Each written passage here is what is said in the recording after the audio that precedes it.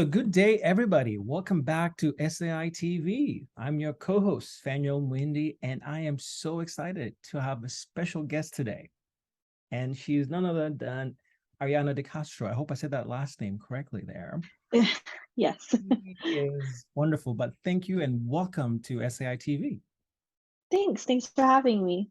So a little bit about Ariana. She, during the day, among her many other things that she does, she is a graduate student at the University of Maryland, College Park. And you'd be surprised, she is a bioengineer in training.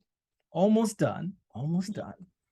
And you think like, yes, she's busy with that. She does nothing else. Well, then you'd be wrong because she is also our very own communications officer at SAI. She wears many hats. She does a lot. Okay. And that's my first question to you, Ariana. Tell us how you stumbled on science communication as a topic, especially given your scientist in training. What were the connections, those early phases? Sure. I think it really started for me when I was looking for community outside of grad school. I was looking for content to consume that wasn't necessarily like a really long journal article, but that could still really like keep me engaged with like a cool random topic and the science behind it. And that's kind of how I started exploring things on social media. And when did you start doing that? Oh, I think it really started when I started grad school. I see. So 4-ish years ago. Because especially during early phases of graduate school, I mean, there's lots happening. As you said, you were Mhm. looking for community. Yes. And did you find it? Yeah, for sure. I mean, I didn't realize that there was like a whole world of content creators because, like being on YouTube, there's like online gamers, there's like makeup YouTubers, but then there was like a whole other set of content creators specifically for STEM education and science communication, which I thought was cool because I've never seen anything like that at the time. That's fantastic. And I think there's quite a few, and over the years, right, this field has been growing and has been Yeah. changing in many different ways. And so, and for those of you who are wondering, that's kind of the main topic today that we're talking with Ariana about, right? Science communication and really thinking about social media, how the two have married, right? How people have used social media to do science communication. So as someone on the field, what are you seeing? What are some trends that you're seeing? Yeah, I think there are really like two major categories. The first one is just transparency in general on people's experiences, people's journeys, whether they decided to go to grad school or not, or how they got like a certain job or day in the life, kind of almost like, again, other people looking for community, but also wanting to help in other people's professional development because someone may not always have access to those kinds of like mentors, like physically where they are. And then there's this whole other category of like showing off their work, which I think our residents at SAI like do a really good job. There's those cool like fluorescent images, beautiful visuals, and produced pieces and shorts that, again, like our residents do. Yeah, and you have to be creative nowadays, right? Because the question becomes, to what end, right? What is the point essentially of using social media for those who are in SciComm? I think audience is a key part of this. And so how do you sort of figure out that audience type in the social media? Because that's a massive world out there, right? Yeah, I think there are actually like analytics to like look at that, especially on Mhm. Instagram, like who your audience is. But Mhm. also, I think if you just think, who do you want to reach out to? Is it someone who matches like your background, or is it someone who's like a seventh grader or younger? Like, are you trying to create content for them? So it just depends on like what you're trying to do and your purpose on social media. Yeah, I think that's a key question there, right? The key point that you mentioned, that you have to figure out that objective, right? What is it that you're trying to do? What message are you trying to communicate? Do you have a favorite platform that you use? Right now, I think it's TikTok. That that's my favorite platform right now. Why is that? Why is that? I think it's an easy way. Well, first of all, their algorithm is really good. You can search I, how to take care of a certain plant, for example, and there will be all these TikToks about it. And I also think it's like short form content that's really easily digestible. So I don't have to sit down and watch like a 40-minute YouTube video that I might not have time for. Like I think they're all 10 minutes or less now. So I see. Yeah, I think Yeah. you kind of almost have to also be in tune with what's going on out there, right? The shorts are popular, but there's some long forms that are also useful, right? Yes, for Like sure. Stephanie, for example, from our residence, does these longer form pieces, right? Yes. That are there. Yeah, for PBS. Yeah, and exactly. It goes back to the fundamental question, what are you trying to do, right? And so where do you see this field going in the next couple of years? I mean, I think it'll probably stay more on this short form content, but I think there's more of like an emphasis on like video content and being more actually less formal, not super polished, not super, I have this script written out and everything planned, but more like on the fly. This is just a cool thing I found that I wanted to share, and I can put that all together and just put that message out there. Kind of like what we're doing. I mean, we're having a conversation, you and I, Yeah. right? We're in a coffee shop, right? I'm in some office We're in somewhere. I'm in a coffee shop, you're in a workspace. But I think that's what I think is wonderful here. And so we want to ask Ariana a few more questions, okay? But stay with us. Don't go away because you don't want to miss this.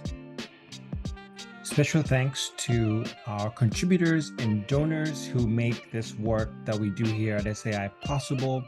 We encourage you to visit our website to learn more about these funders that are foundations, they are individuals, they are companies that have sponsored the work, they've sponsored our residents. And so if you want to become part of that group and help us accelerate the work that we do here in supporting our residents around the world, please do get in touch, visit our website. There's many ways you can get involved and be part of this movement to support this exciting group of individuals that are making a difference out there around the world.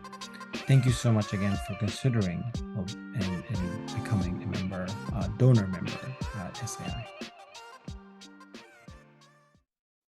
Welcome back.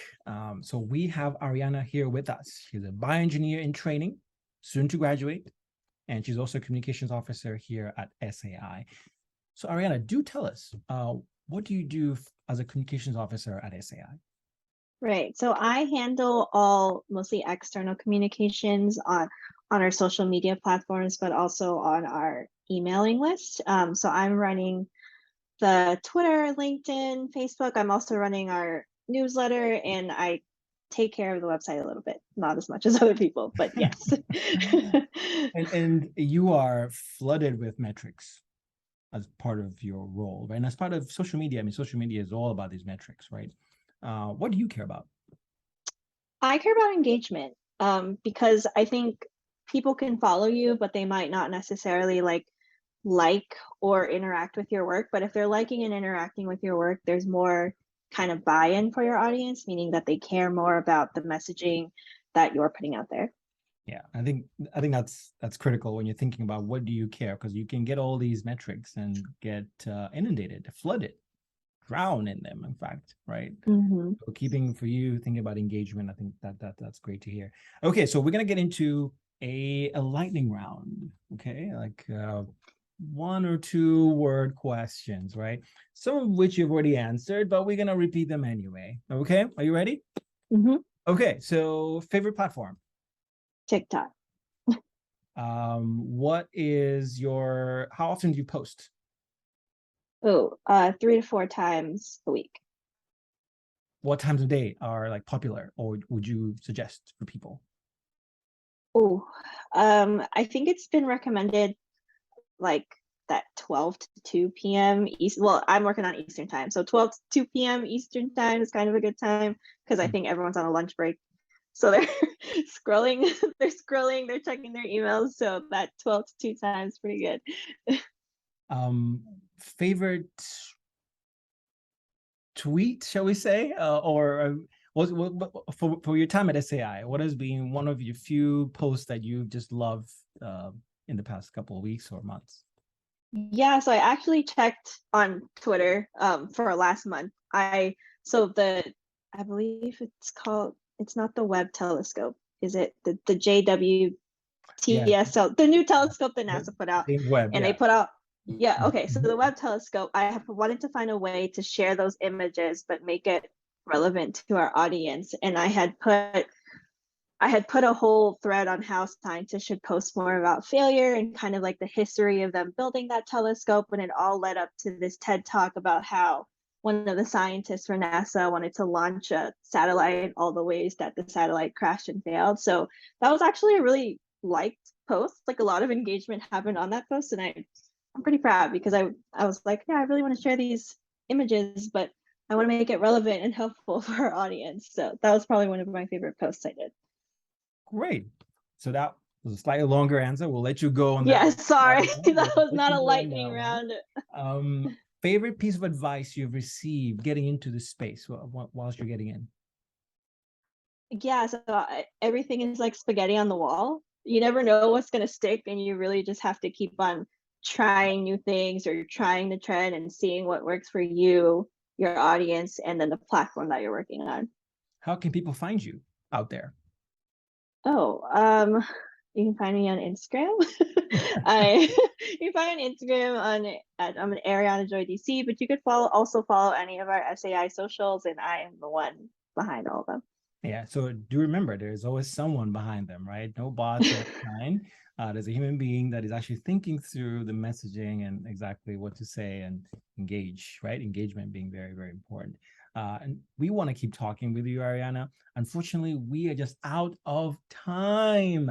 What that means is that we need you to come back, okay? To come Of back, course. we're gonna dig deeper, maybe even do a quick example or tutorial of some kind to take us through in the world of social media and science communication.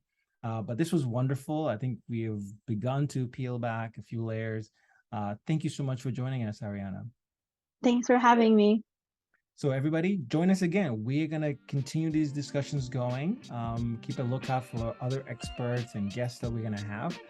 Thank you so much for joining us. This was SAI TV.